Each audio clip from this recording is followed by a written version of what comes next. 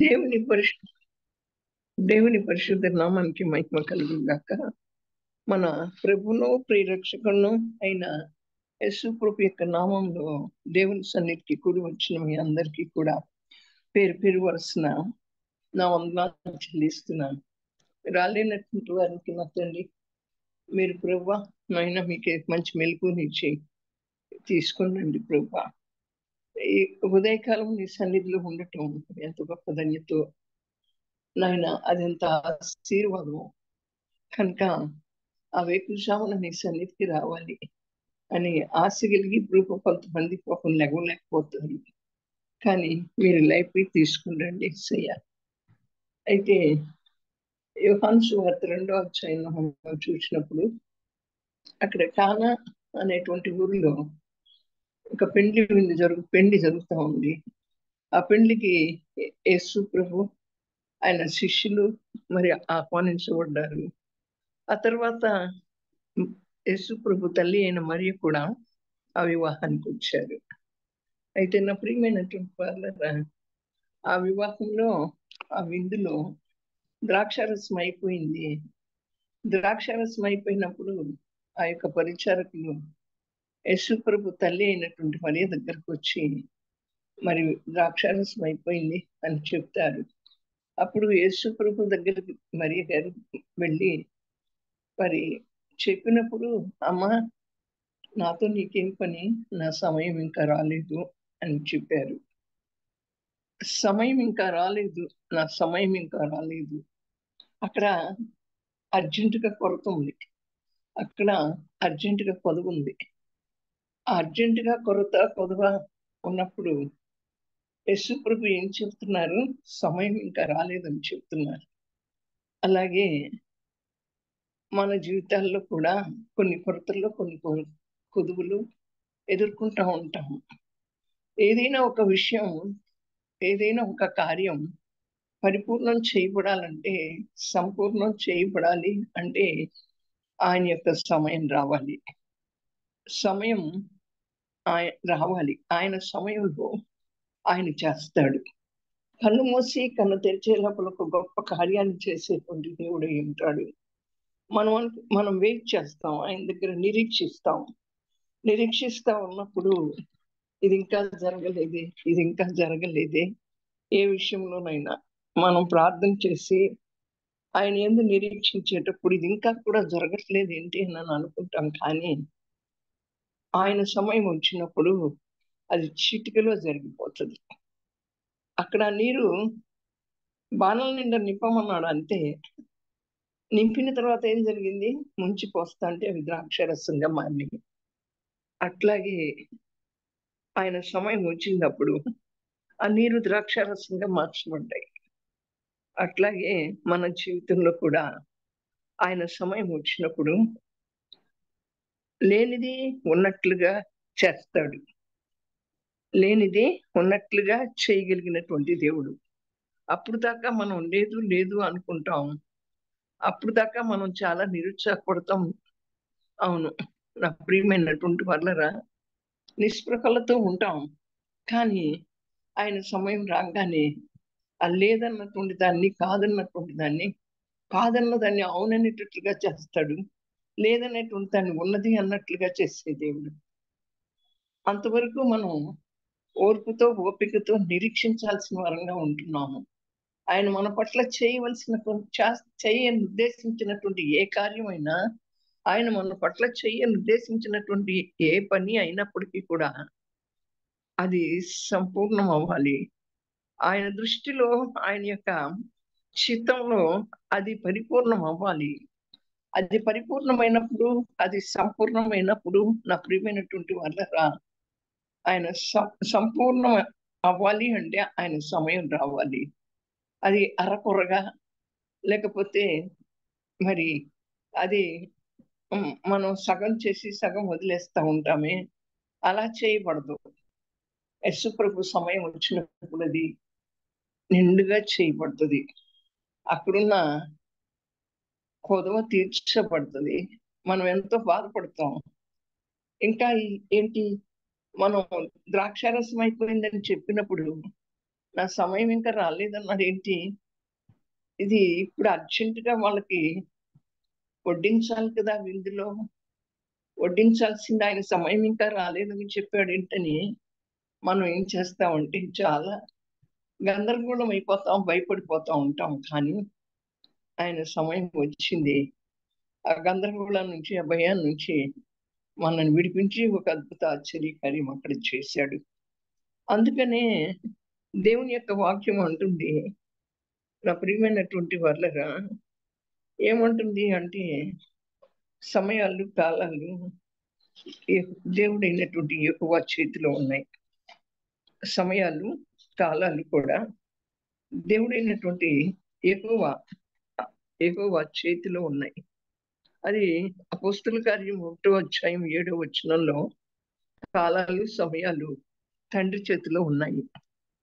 కనుకనే నా సమయం ఇంకా రాలేదన్నాడు అక్కడ. మరి అలాగే మన విషయంలో కూడా ఆ కాలము, ఆ సమయము తండ్రి చేతిలో ఉన్నాయి కనుక ఆ సమయం రాందే అది పరిపూర్ణం అవ్వదు. ఆ సమయం రాందే అది సంపూర్ణం అవ్వదు. ఈలోపు మనం ఆలోచన చేస్తాం, దిగులు పడతాం. మరి ఎందుకని ఇంకా జరగట్లా, ఇంకా జరగట్లా అనుకుంటాం. ప్రార్థన చేసి చేసి నేను విసిగిపోతున్నాను అనుకుంటాం. ఒక ఉద్యోగం కోసమే ప్రయత్నించారనుకోండి. కానీ కాలాలు, సమయాలు ఆయన తండ్రి చేతిలో ఉన్నాయి కనుక ఆ సమయం వచ్చినప్పుడు ఎక్కడ దాచిపెట్టాడో ఆ ఉద్యోగాన్ని తీసుకొచ్చి మన ముందు పెడతాడు. నువ్వు ఈ ఈ ఈ గత కాలం అంతా కూడా ఉద్యోగం లేకుండా నువ్వు అనుభవించినటువంటి శ్రమ అంతా కూడా ఒక్క నిమిషంలో అది ఒక సంతోషంగా, సమాధానంగా, అద్భుతంగా మారిపోతది. ఈ రోజుల్లో మరి అలాగే ఉన్నాయి పరిస్థితులు. మరి ప్రతి పరిస్థితిలో కూడా ఇది ఇంకా అవ్వలేదు, అవ్వలేదని మనం ఎంతో వేదన పడిపోతా ఉంటాం. ఒక్కొక్కసారి చనిపోవాలనుకుంటాం ఈ పరిస్థితులకి. ఒక్కొక్కసారి ఈ పరిస్థితుల గుండా వెళ్తున్నప్పటికీ కూడా ఏది కూడా కావట్లేదే అనుకుంటాం. ఒక్కొక్కసారి 7 సంవత్సరాలు పడుతుంది. 7 సంవత్సరాలు పడుతుంది. సమయం, కాలం ఆయన చేతిలో ఉంది కనుక ఆ సమయం 7 సంవత్సరాల సమయం పడుతుంది. ఒక్కొక్కరి జీవితాల్లో 7 సంవత్సరాలు పడతాయి. అలాగే 2 సంవత్సరాలు పడుతుంది. అదే 3 సంవత్సరాలు పడుతుంది. కానీ ఆయన ఆయన చేతిలో ఉన్నాయి కాబట్టి కాలము, సమయం కూడా అప్పటికి ఏమవుతుంది అంటే అది పరిపూర్ణమై మన చేతిలోకి ఒక్క నిమిషంలో వస్తది. ఏంటి భలే చిటుక్కున జరిగింది. ఎంత చిటుక్కున చేశాడు దేవుడు అని చెప్పి మనం ఆశ్చర్యపోతాం నా ప్రియమైన వాళ్ళారా. కనుక మనం దేనికి కూడా మరి ఆయన యందు నిరీక్షించాలి. ఓర్పు, ఓపిక, సహనం కలిగి ఉండాలి. ఒక పని మొదలుపెట్టిన తర్వాత ఇది ఎంతకీ అవటం లేదు, అవటం లేదు, అవటం లేదు అని విసుక్కుంటాం, సునుక్కుంటాం, గొనుక్కుంటాం. ఒక ఉద్యోగ ప్రయత్నం మొదలుపెట్టినా, ఒక వివాహ ప్రయత్నం మొదలుపెట్టినా, లేకపోతే ఒక ఏదైనా మొదలుపెట్టినప్పుడు ఏం చేస్తారు? సొనుక్కుంటారు, గొనుక్కుంటారు. ఎందుకని కావటం లేదు, ఇన్ని రోజులు పడుతుందేంటి? ఇది ఇది గనక ఇంకొక రోజులో అయినట్టయితే చాలా తొందరగా అయిపోయేది. మరి మనం ఇలా చేయలేకపోయాం, అలా చేయలేకపోయాం. మనం ఎన్ని అనుకున్నప్పటికీ ఇలా చేయలేకపోయాం, అలా చేయలేకపోయాం అని మనం ఎన్ని అనుకున్నప్పటికీ కూడా ఆయన సమయం రాందే ఏది జరగదు నా ప్రియమైనటువంటి వాళ్ళరా. ఆయన సమయం రావాలి. ఆయన సమయం రావటానికి ఆలస్యం అవ్వచ్చు, లేకపోతే తొందరగా రావచ్చు. ఒక్కొక్కసారి తొందరగా జరుగుతది. ఒక్కొక్కసారి ఆలస్యంగా జరుగుతాయి. అంతలోనే మనం మన నిరీక్షణ కోల్పోకూడదు. మన విశ్వాసాన్ని కోల్పోకూడదు. మన విశ్వాసాన్ని, మన నిరీక్షణను మనం కోల్పోయేటువంటి వరంగా ఉంటే ఆయన సమయంలో చేసేటువంటి అద్భుతాన్ని కానీ, ఆ ఆశ్చర్య కార్యాన్ని కానీ మనం పొందుకోలేము. ఈలోపు మనం అంటే నిర్ణయాలు తీసేసుకుని ముందుకు వెళ్ళేటువంటి వరంగా ఉంటాం. ఆ నిర్ణయాలు తీసుకుని ముందుకు వెళ్ళే వరంగా ఉంటే నా ప్రియమైనటువంటి వాళ్ళరా, మరి మనం ఒక ఆశ్చర్యాన్ని చూడలేము. చూడలేని సరే కదా మనం నష్టపోతాం. అంతేకాకుండా ఏమంటాడు అంటే ఇక్కడ మొదటి పేతురు 5:6 దేవుడు తగిన సమయమందు హెచ్చించున్నట్లు ఆయన బలిష్టమైన చేతి కింద దీన మనస్కులై ఉండుడి. దేవుడు తగిన సమయమందు హెచ్చించుకున్నట్లు మనం అనుకున్న సమయం కాదు. దేవుడు తగిన సమయంలో ఆయన ఎప్పుడు హెచ్చించాలనుకుంటాడో ఆ తగిన సమయంలోనే మనల్ని హెచ్చిస్తాడు. మనం ఏం చేస్తాం? ప్రక్క వారిని చూస్తాం, లేకపోతే మన స్నేహితులను చూస్తాం, మనతో ఉన్నటువంటి వారిని చూసి అయ్యా వాళ్ళు చూడు ఎంతగా హెచ్చించబడ్డారు, వాళ్ళు చూడు ఎంతగా దీవించబడ్డారు, వాళ్ళు చూడు నా కళ్ళ ముందు ఎంతగా ఆశీర్వదించబడ్డారు అనుకుంటాం. కాదు నా ప్రియమైనటువంటి వాళ్ళరా, తగిన సమయంలో నిన్ను నన్ను కూడా ఆయన హెచ్చిస్తాడు. ఆయన హెచ్చిస్తాడు. తను తాను తగ్గించుకున్న వారు హెచ్చించబడతారు, తను తాను హెచ్చించుకున్న వారు తగ్గించబడతారు అని దేవుని లేఖనం సెలవిచ్చిన రీతిగా తగిన సమయంలో ఆయన మనలను హెచ్చించేటువంటి వాడుగా ఉంటాడు. ఆయన తగిన సమయంలో ఆయన చేత హెచ్చించబడాలి అంటే ఆయన బలిష్టమైన చేతి కింద మనం దీన మనస్కులు అయి ఉండాలి. ఆయన బలిష్టమైనటువంటి చేతి కింద, ఆ చెయ్యి బలిష్టమైనటువంటిది. ఆ బలిష్టమైన చేతి కిందకు వస్తే నా ప్రియమైనటువంటి వర్లగా దీన మనస్కులమై ఉంటే ఆయన ఆరోగ్య విషయంలోనో, లేకపోతే ఆత్మీయ విషయంలోనో, చేస్తున్నటువంటి పరిచర్య విషయంలోనో, లేకపోతే నా ప్రియమైన వర్లగా ఉన్నటువంటి ఆర్థిక పరిస్థితుల విషయంలోనో, ఏ విషయంలోనైనా తగిన సమయంలో మరి ఆయన హెచ్చిస్తాడు. ఆయన హెచ్చించేంత వరకు కూడా ఎక్కడ ఉండమంటున్నాడు? ఆయన బలిష్టమైన చేతి క్రింద ఎలా ఉండమంటున్నాడు? దీన మనస్కులై ఉండండి. దీన మనస్కులై, దీన మనస్సు కావాలి మనకి. ఆ దీన మనస్సు కలిగి మనల్ని మనం తగ్గించుకుని మరి ఆయన యొక్క ఆయన తగిన సమయంలో హెచ్చిస్తాడని ఆ బలిష్టమైన చేతి కిందకు వచ్చి మనం ఎదురు చూచేటువంటి వరంగా, నిరీక్షించేటువంటి వరంగా ఉండాలి. దీన మనస్సు మనకి లేకపోతే, మన మనస్సు కఠినమైన మనస్సు అయితే మనం హెచ్చించబడలేము. కనుక నా ప్రియమైన వాళ్ళరా, దీన మనస్సు కలిగి మనం ఆయన బలిష్టమైన చేతి కిందకి రావాలి. అవును, తగిన సమయంలో హెచ్చించబడినట్లు. అవును, ఇప్పుడు ఒక ఒక ఒక గర్భిణీ స్త్రీ గర్భాన్ని ధరించారు. ధరించిన తర్వాత నా ప్రియమైనటువంటి వాళ్ళరా, ఆమె సమయం రాకుండా ఆమె ప్రసవించరు కదా. ఆ సమయం రావాలి కదా. 9 నెలలు నిండాలి కదా. 9 మాసాలు నిండిన తర్వాతే ఆ శిశువు భూమి మీదకి వస్తాడు. అలాగే ఒక కార్యాన్ని మనం గర్భం ధరించినప్పుడు అది ఒకనాటికి భూమి మీదకి వస్తుంది. మన కళ్ళ ముందు మనం చూస్తాము. అది ఎప్పుడు? దాని సమయం వచ్చినప్పుడు అని దేవుని యొక్క లేఖనం సెలవిస్తా ఉంది. ఆయన అంటున్నాడు, నా సమయం ఇంకా రాలేదు, సమయాలు కాలాలు నా చేతిలో ఉన్నాయి, తండ్రి చేతిలో ఉన్నాయి.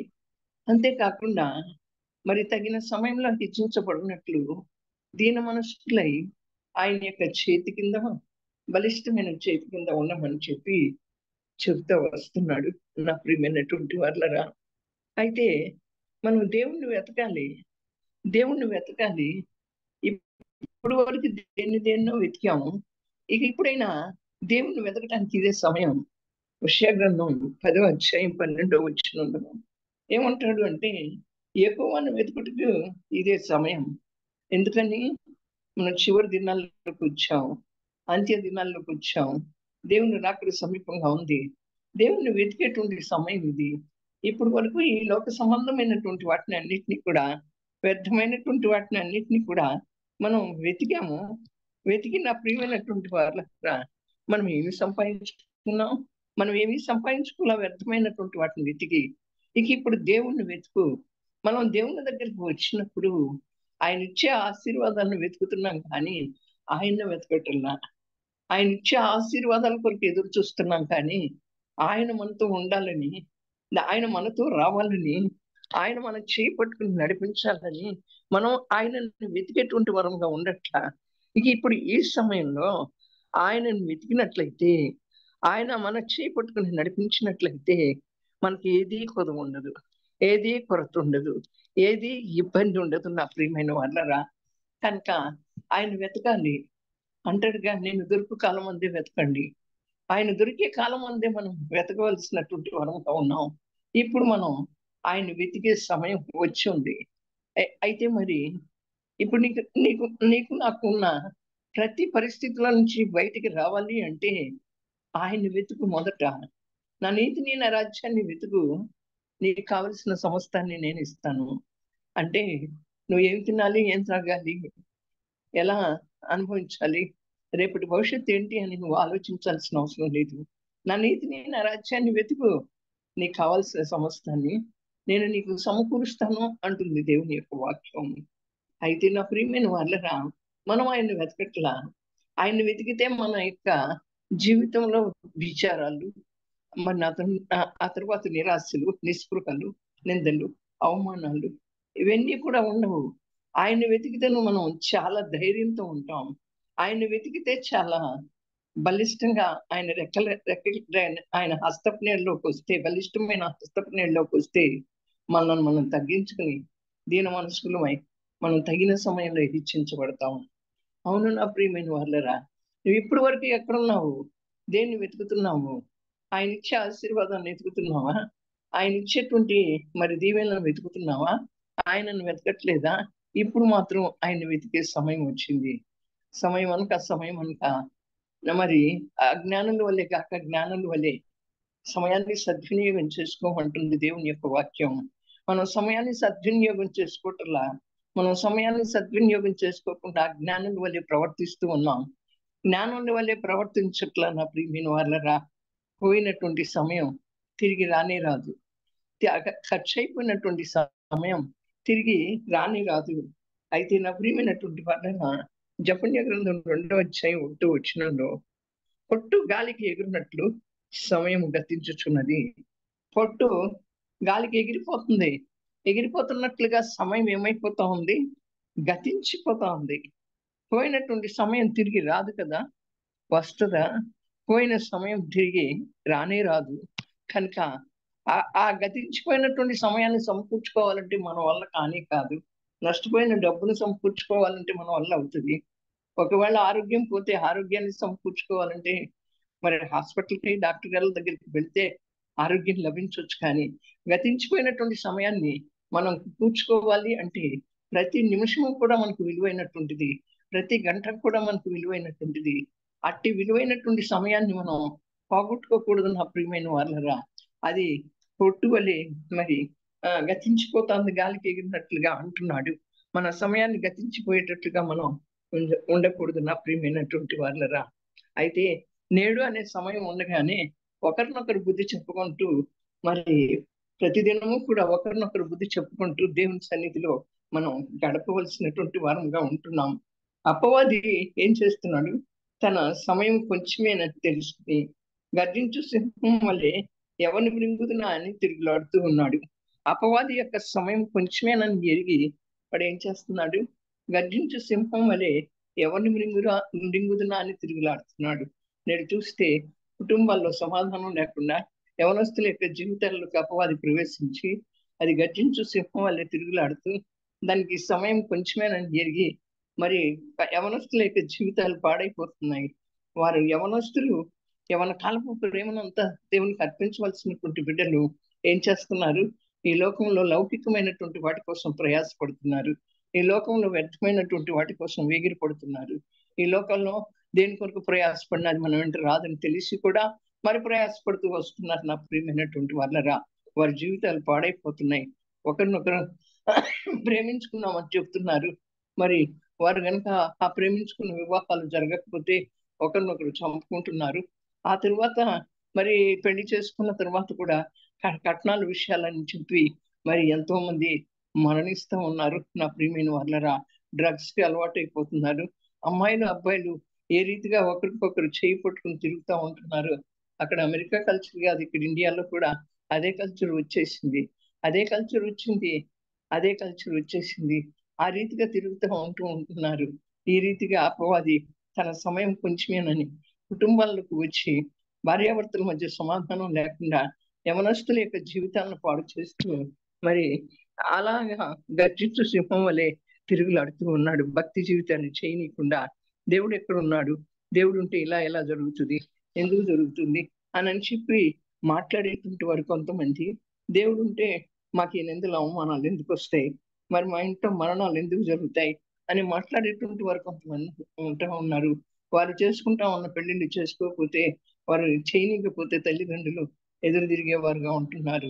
దేవుని యందు భయభక్తి కలిగినటువంటి వారుగా ఉంటలా, యథార్థమైనటువంటి భక్తిని చేసేవారుగా ఉండట్లా, దేవుని నిత్యం ఆరాధించేటువంటి వారుగా ఉండట్లా. మరి తల్లిదండ్రులైనటువంటి మనము కూడా మరి దేవుని యందు యథార్థత కలిగి ఆ భక్తి చేసి భయంతో కూడిన భక్తిని చేయాలి. మనం భక్తిలో ఉన్న శక్తిని ఆశ్రయించాలి. భయం ఉండి భక్తి లేకపోతే వ్యర్థం, భక్తి ఉండి భయం లేకపోతే వ్యర్థం. కనుక మన పిల్లలు ఏ దారిలో ఉంటున్నారు, మరి సాతాను సులువుగా చిక్కులు పెట్టి సాతాను ఏ రీతిగా కుటుంబాలను విడదీస్తుందో, యవనస్తులను ఏ రీతిగా చెడగొడతా ఉందో అనేది మనం ఎరగవలసినటువంటి వరంగా ఉంటున్నాం. ఎరిగి మనం జాగ్రత్త పడవలసినటువంటి వరంగా ఉంటున్నాం. నా ప్రియమైనటువంటి వాళ్ళరా, దినములు చెడ్డవి కనుక సమయమును పోనీక సమయాన్ని సద్వినియోగం చేసుకోవాలి. దినములు చెడ్డయి, ఈ దినములు చెడ్డవి అంటే మనం ఈ అంత్య దినాల్లోకి వచ్చాం. అంత్య దినాల్లో అపాయకరమైనటువంటి కాలాల్లో ఉన్నాం. మన భక్తిని మనం ఎలాంటి భక్తి చేస్తున్నామని మనం ఆలోచన చేస్తే, మన భక్తి ఏం భక్తి అండి? మన భక్తి ఏం భక్తి అండి చెప్పండి? దేవుడు ఇస్తే మంచి, దేవుడు ఇవ్వకపోతే మంచి కాదు. ఆరోగ్యం ఇస్తే మంచి, ఉద్యోగం ఇస్తే మంచి, లేకపోతే ఇంకొకటి ఇస్తే మంచి. ఇచ్చినా ఇయ్యకపోయినా దేవుడే. మన ఆత్మ మోక్ష రాజ్యానికి వెళ్ళాలి కనుక మనకి చేస్తేనే దేవుడు కాదు, చేయకపోయినా దేవుడే. నా ప్రియమైనటువంటి వాళ్ళరా, అటువంటి భక్తిని చేస్తూ మరి ఆయన సమయము కాలాలు ఆయన చేతిలో ఉన్నాయి కనుక దేనికి కూడా నిరుత్సాహపడక ఆయన సమయంలో ఆయన చేస్తాడు అనేటువంటి నిరీక్షణ కలిగి మనం ఆయన కొరకు ఎదురు చూడవలసిన వారంగా ఉంటున్నాం. దేవుడి వాక్యాన్ని మనందరి వెనుకిడిలో దీవించి ఆశీర్వదించి ఫలవర్తం చేయనుగాక. ఆమేన్.